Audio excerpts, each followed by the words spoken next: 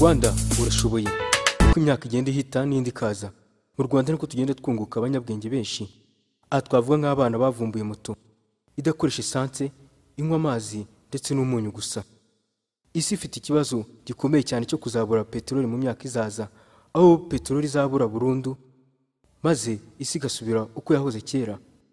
Umunyarwanda w'Imana Jean Damascene yarebye kuri icyo kibazo, areba n'ingaruka maze avumbura imodoka idakoresha esanse.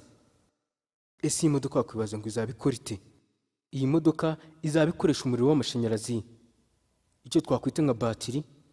Iyi modoka kandi izakenera icyo twakwita inverter. Iyi inverter izafata umuriro wa DC uyihinduremo AC. Bitewe n'uko umuriro utazaba uhagije cyane, kandi tuzakenera icyo twakwita transformer, step up transformer. Iyi step up transformer izafata wa muriro ungana na 12 voltage uzihindure 220, ubasha kuba wambara mu modoka igihe kingana n'iminsi 2 yose udacaginga. Nkuko dufata icupa rya gaze tukajya kugura gaze, ni nako bafite imodoka bazajya bafata batiri zashizemo umuriro bakazijyana maze bakabahindura bakabaha izuzuyemo umuriro, bakishyura amafaranga agera ku 5,000 gusa. Ni ukuvuga ko aho wakoreshaga esanse y'50,000 uzajya ukoresha batiri y'5,000 gusa.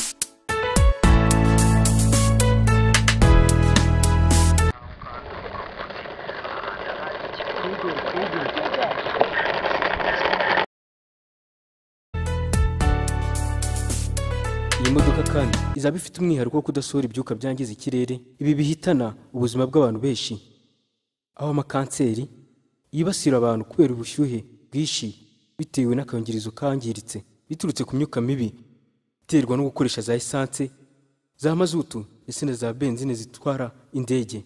Iyi modoka izaba ikemuye ikibazo n'icyo ngicyo. Iyi modoka ikaba yarakozwe n'umwana witwa Uwimana Jean Damascene, akaba yiga BUMBA TVET school. Iki kigo kikaba giherereye mu karere ka Rutsiro ahitwa Ikongoniri. Impamvu y'iki kiganiro ni ukugira ngo twereke abanyarwanda ko dushoboye, isi yose imenye ko Rwanda dushoboye. Urubyiruko urashoboye, ugomba gutekereza kure, akazi ntabwo kabuze, ahubwo ikibura ni ukwihangira imirimo. Nimba ufite impano, egera 116 TV irabigufashamo, maze uzamuke wamamare, isi yose kumenye. N'abashaka kwamamaza ibikorwa byabo kandi nabo ubuhinzi, ubucuruzi ndetse n'inganda turabafasha maze mukamenyekana.